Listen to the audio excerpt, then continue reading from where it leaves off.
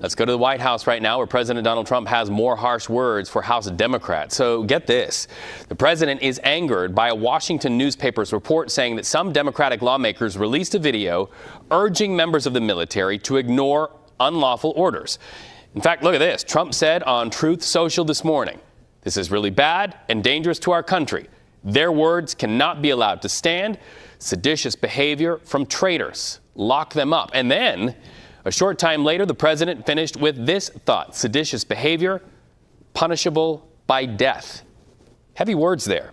Let's talk about them. CBS News White House reporter Willie James Inman joins us now from the White House. So, Willie, take us through what prompted these posts from the president. He is clearly triggered by something. Welcome back to New Podcast. Dr. John is here. What just happened has no precedent in American history. The military just told the President of the United States no. Not a quiet no. Not a behind closed doors no. A public, signed, defiant, constitutional no. The Joint Chiefs of Staff, the highest military leadership in the country, issued a statement saying they will not follow Trump's orders. General, what's your reaction to what we heard so far from the President and the Defense Secretary?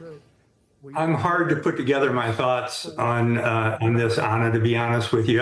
First of all, I think we ought to address the atmospherics. We're talking about a huge American flag behind the speakers. That's reminiscent of the opening scene from the movie Patton, which President Trump has said he absolutely loves. I don't think that flag is normally there at the Quantico Museum, but we'll see.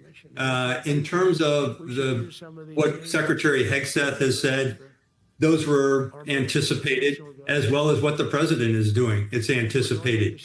These are the kinds of speeches the president has given. They said his orders are unlawful. They said their oath is to the Constitution, not to the president. And they said it in writing, with the signatures of 14 four-star generals attached to it. This is not a disagreement. This is not a dispute over policy. This is the complete and total withdrawal of military support from a sitting president. And once the military withdraws its support, the president no longer has power. The president no longer has authority. The president is no longer president in any meaningful sense of the word. Trump is isolated. Trump is finished, and he knows it. The reaction from the White House has been pure panic. Trump is screaming about traitors. Trump is threatening to fire every general who signed that statement. Trump is calling them treasonous. But here is the thing that Trump does not seem to understand. He cannot fire them. He does not have the power anymore. The military has already made its decision. The military has already withdrawn its support. The military has already decided that Trump is no longer the legitimate commander-in-chief. And when that happens, when the military decides that, there is nothing Trump can do to change it. Think about the significance of this moment. For the first time in American history, the Joint Chiefs of Staff have publicly refused to follow presidential orders. For the first time, the military leadership has publicly declared that the president is acting unlawfully. For the first time, the entire command structure of the American military has told the president that he is no longer in charge. This is the moment when the constitutional order pushes back against a president who tried to become something more than the Constitution allows. This is the moment when the institutions of American democracy said enough. Let me take you inside what actually happened, because the details are what make this so devastating for Trump.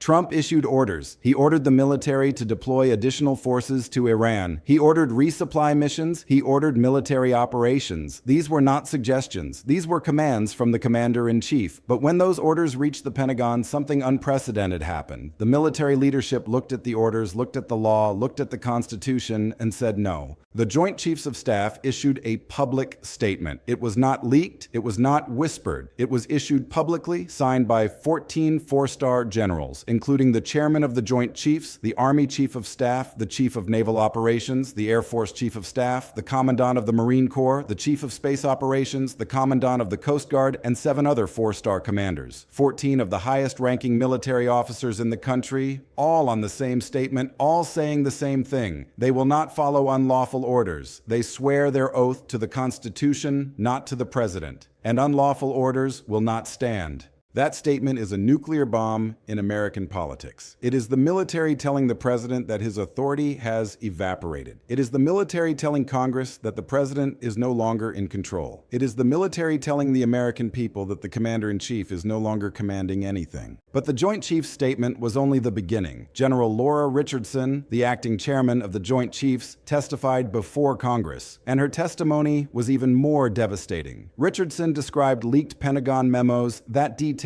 exactly what Trump has been doing. The memos show that Trump delayed life-saving military operations. They show that Trump conditioned those operations on political endorsements. They show that Trump put soldiers' lives at risk for political gain. And Richardson used a word that no military officer has ever used to describe a sitting president's conduct. She said treasonous. She said Trump's conduct constitutes treason. She said it violates the Uniform Code of Military Justice. She said it violates the Constitution. When a four-star general uses the word treason to describe the President of the United States in sworn testimony before Congress, the game is over. There is no coming back from that. There is no explanation that makes that okay. There is no defense that makes that acceptable. The military leadership has looked at the evidence and concluded that the President has committed treason against the United States, and they have said so publicly, under oath, on the record. Now let me tell you about what is happening on military bases across the country, because the Joint Chiefs statement was not just words, it is being translated into action. More than 30 military bases have reported that commanders are withholding support from Trump. 30 military installations where the commanders have decided that they will not execute Trump's orders. 30 places where the chain of command has effectively broken because the officers at the top have decided that the orders coming from the White House are unlawful. This is not a small number. This is not a handful of rogue commanders. This is a significant portion of the American military establishment refusing to follow the orders of the commander-in-chief. And the resignations are accelerating. Military leaders are walking away. Joe Kent, Trump's own National Counterterrorism Center director, has already resigned. Kent said publicly that the war is being driven by Israeli pressure, not by American national security interests. He said Trump is putting the country at risk. He said he could not serve anymore. And more military leaders are following his example. Senior officers are resigning. Four-star generals are resigning. People who have spent their entire careers in uniform are walking away because they cannot serve a president who has violated the Constitution.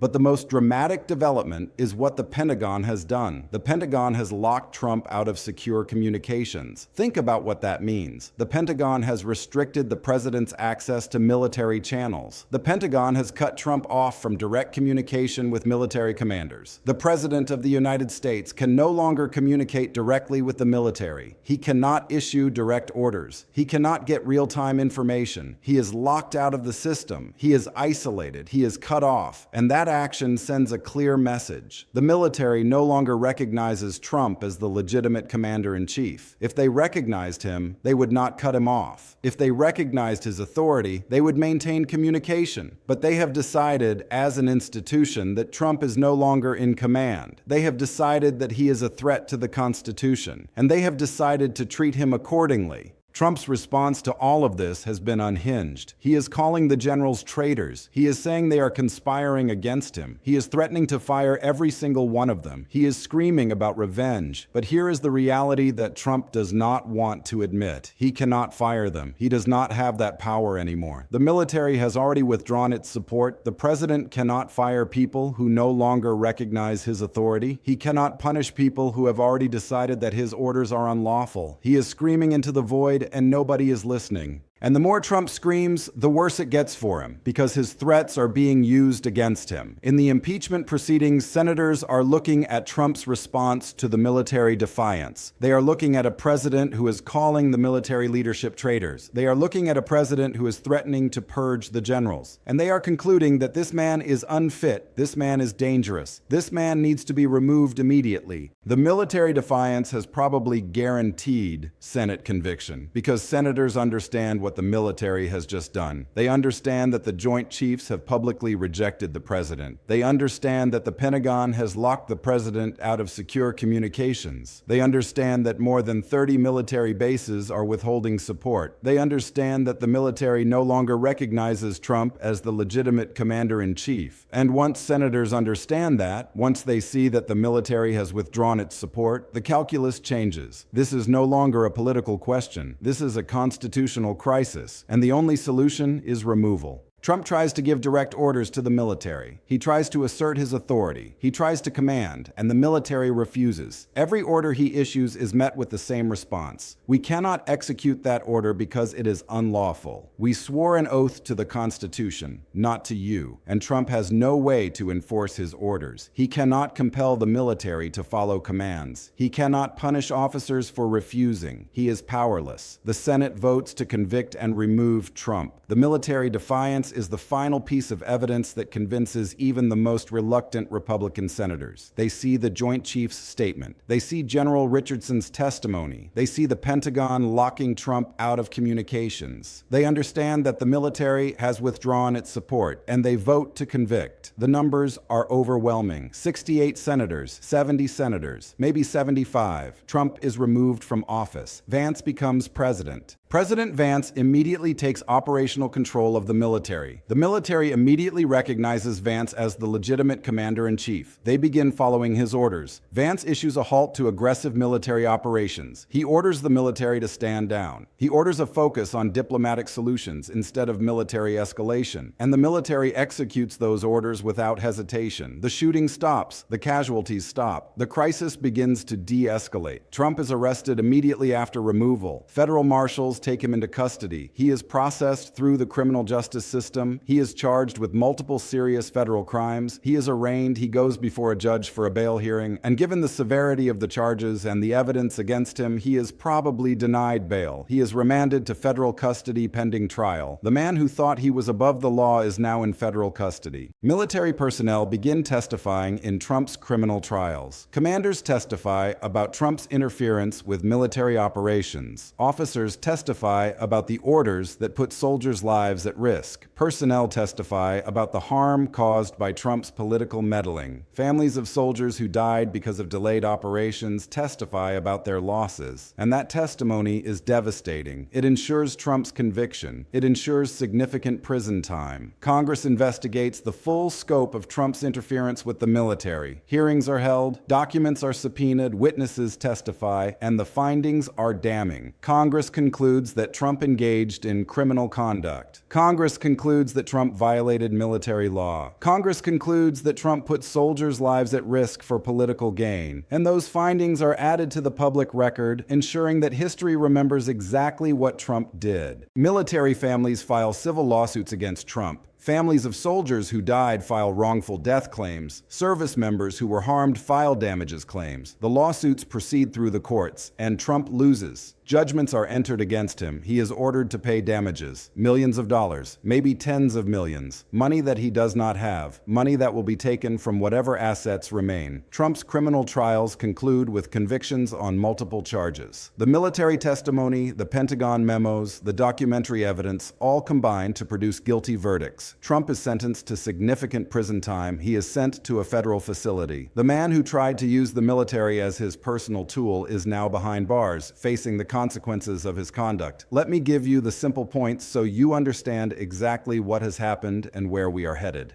The Joint Chiefs of Staff issued a public statement refusing to follow Trump's unlawful orders. 14 four-star generals signed that statement. General Richardson testified that Trump's conduct constitutes treason. More than 30 military bases are withholding support from Trump. The Pentagon has locked Trump out of secure communications. The military defiance guarantees Senate conviction on impeachment. Once convicted and removed, Trump will be arrested immediately. President Vance will take control of the military and halt aggressive operations in Iran. Military testimony will ensure Trump's conviction conviction in criminal trials, and Trump faces significant prison time. This is the moment when the system pushed back. This is the moment when the institutions of American democracy said enough. The military, which is supposed to be the most obedient institution in the government, looked at a president who was violating the Constitution and said no. They said their oath is to the Constitution, not to the president. They said unlawful orders will not stand. And they said it publicly, with 14 signatures attached to it, so that everyone in the country could see exactly where they stand.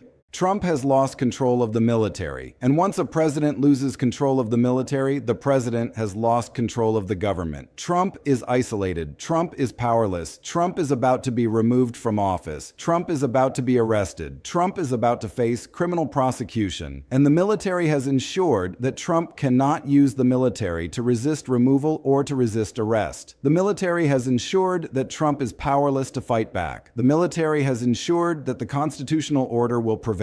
This is the moment when the system works. This is the moment when institutions push back against tyranny. This is the moment when the military stands for the Constitution instead of for a corrupt president. And it is happening right now.